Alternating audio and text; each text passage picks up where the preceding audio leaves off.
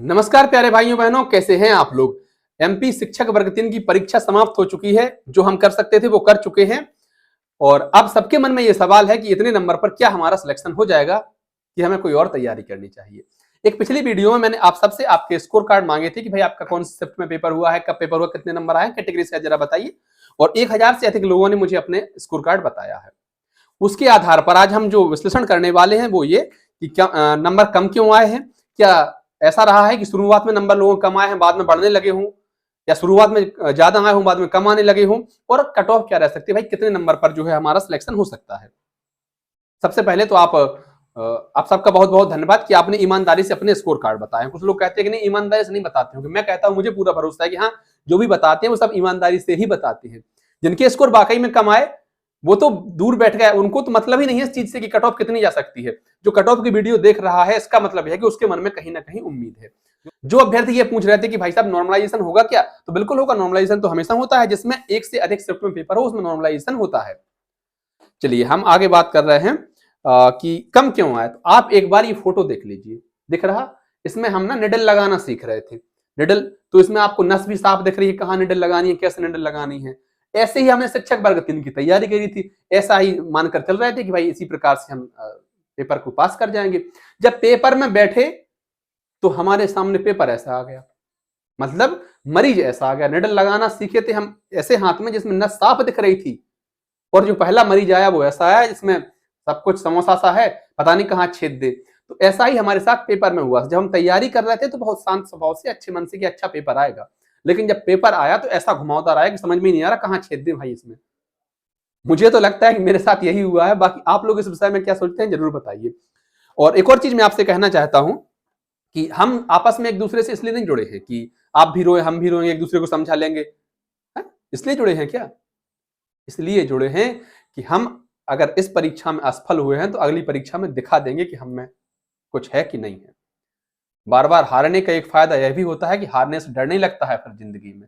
अगर हमने ईमानदारी से पढ़ाई करी होगी, मैं या मेरे जो भी भाई बहन मेरी तरह हैं, अगर हमने ईमानदारी से पढ़ाई करी होगी तो यकीनन हमें अगली परीक्षाओं में इसका लाभ मिलेगा। ऐसा मैंने पिछली वीडियो में कहा था कि हो यही सोई जो राम रचि राखा, को करी तरक बढ़ावे शाखा।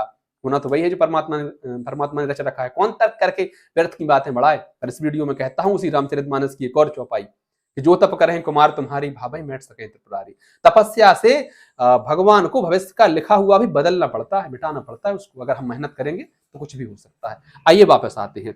तो क्या शुरुआत में लोगों के कम नंबर आए थे, या शुरुआत में लोगों के ज्यादा नंबर आए थे, बाद में कम या ज्यादा आने लगे थे? क्या ऐसा कुछ हुआ है? कई परीक्षाओं में हमने देखा है पैटर्न कि शुरुआत में पेपर सरल आते हैं, बाद में कठिन आने लगते हैं। शुरुआत में औसतन नंबर ज्यादा रहते हैं, बाद में कम होते रह जाते हैं। कुछ परीक्षाओं में हमने यह भी देखा है कि शुरुआत में पेपर कठिन आए थे, बाद में सरल होते गए। लेकिन आपके विश्लेषण, आपने जो स्कोर मुझे बताया है उसके आधार पर तो मुझे यही लगता है कि शुरुआत के बाद सब जगह एक सा ही पेपर आया है, ऑल ओवर एक से ही मार्क्स रहे हैं।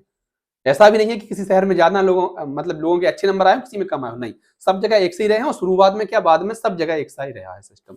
इसके अलावा कट ऑफ की अगर हम बात करें तो क्योंकि सबसे ज्यादा अभ्यर्थियों के मन में यही चिंता है कि क्या इतने नंबर पर हमारा सिलेक्शन होगा कि नहीं होगा। भाई सबके मन में रहती है, रहनी भी चाहिए।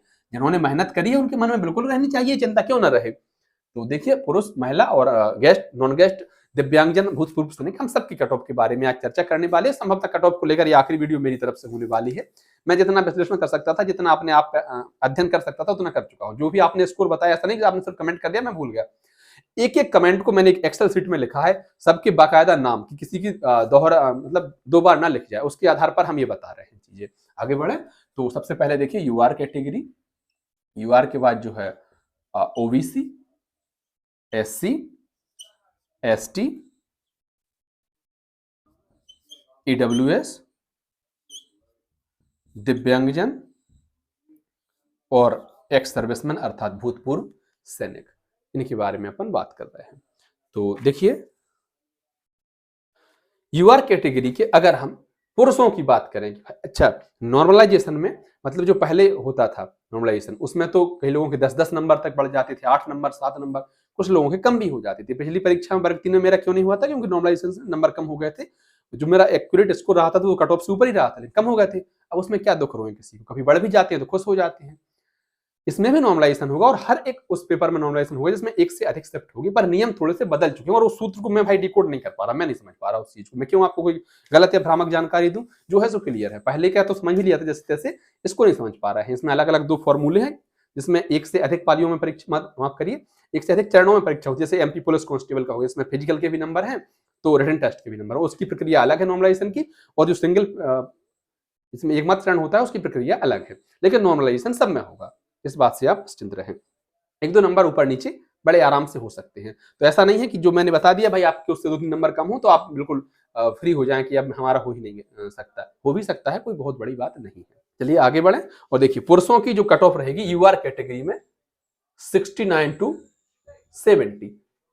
मेरे विचार में तो लगभग यही कट ऑफ रहेगी। जितना इतना अगर किसी का स्कोर है यकीनन वो श्योर है भाई साहब हमारी तरफ से। आधा 1 नंबर और ऊपर नीचे हो सकता है कि हो जाए। और अगर हम महिला अभ्यर्थियों की बात करें जो यूआर कैटेगरी में आती हैं, तो आपकी कट ऑफ जो रह सकती है हमारे विचार में लगभग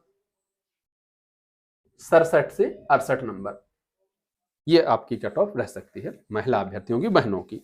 ओबीसी, अच्छा एक और चीज बताएं आपको, पात्रता परीक्षा जो 150 नंबर की हुई थी उसमें अगले आदमी के 74 नंबर आए थे भाई साहब, मुंह बना के घर आ गए थे। नॉर्मलाइजेशन में खचोर खचार के 75.5 हो गए। अब परीक्षा देने गए, बता रहे 61 नंबर आए हैं, क्या कहेंगे आप? जानते सो जाहर हो गए, घर के पिल्ला नाहर हो गए। पर क्या करें यार, सबकी बातें सुननी है। अपन जो थे बहुत ऊपर की सोच कर चल रहे थे, तो वैसा नहीं हो पाया, इसलिए अपन को लग रहा है कि अपन बुरी स्थिति में है। बाकी इतना तो सुकून है कि हम अपने घर वालों से, परिवार वालों से और यूट्यूब परिवार वालों से भी कभी झूठ नहीं बोलते हैं। जो रहता है वो सामने रहता है, और मैं ही नहीं, मेरी तरह मुझे देखने वाले भी ऐसे ही हैं जो सच के साथ चलते हैं। ओबीसी वाले अगर हम पुरुषों की बात करें या भाइयों की बात करें, तो भाई साहब लगभग आपके 66 से 67 नंबर हैं, तो आप यकीनन बहुत अच्छा आपका स्कोर रहा है। अन्य राज्यों के अभ्यर्थी जो भी रहेंगे वो यूआर कैटेगरी में आएंगे, उन्हें आरक्षण का लाभ नहीं मिलता है। ओबीसी वाली बहनों की बात करें तो 63 से 64। एससी वाले अगर हम पुरुषों की बात करें तो लगभग आपके 60-61 नंबर। और हम जी जो बात कर रहे हैं फिलहाल, ये नॉन गेस्ट फैकल्टी की बात लेकर बात कर रहे हैं, एनजीएफ, जिनके पास अतिथि शिक्षक के रूप में पढ़ाने का कोई अनुभव नहीं है, ये बातें फिलहाल उनके लिए हैं। तो एससी कैटेगरी में भाइयों के लिए कितनी, 60-61, और बहनों की बात करें अगर हम तो लगभग आपके 55-56 नंबर, 55-56 नंबर हैं, तो बढ़िया है, नो प्रॉब्लम।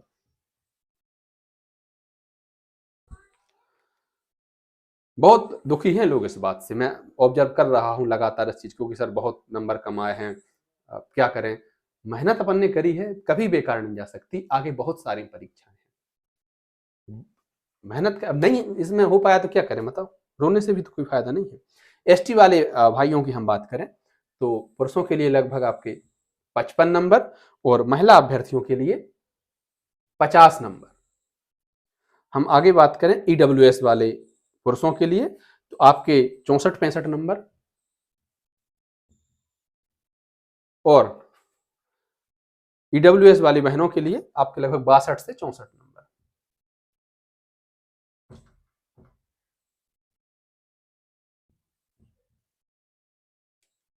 दिव्यांगजन, आप जानते हैं कि 4 कैटेगरी में दिव्यांगजन होते हैं, प्रत्येक को 1.5% का आरक्षण रहता है। कुल मिलाकर दिव्यांगजनों को 6% का आरक्षण रहता है। तो दिव्यांगजन वाले अगर हम पुरुषों की बात करें तो आपको लगभग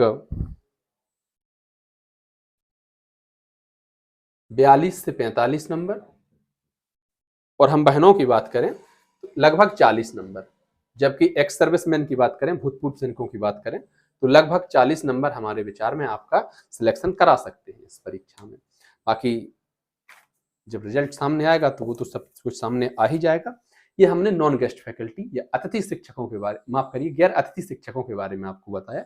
अगर हम अतिथि शिक्षकों की बात करें तो यकीन मानो कम से कम आप 5 से 7 नंबर माइनस कर दीजिए, इतना स्कोर जो है अतिथि शिक्षकों का कट ऑफ इतना कम जाएगा। मतलब नॉर्मल अगर हम बात करें जैसे यूआर कैटेगरी में जैसे 69-70 हमने माना, तो लगभग आपके 60-62 नंबर हैं। अगर अतिथि शिक्षक का अनुभव आपके पास है तो आपका इतने पर भी हो जाएगा, कोई चिंता की बात नहीं है।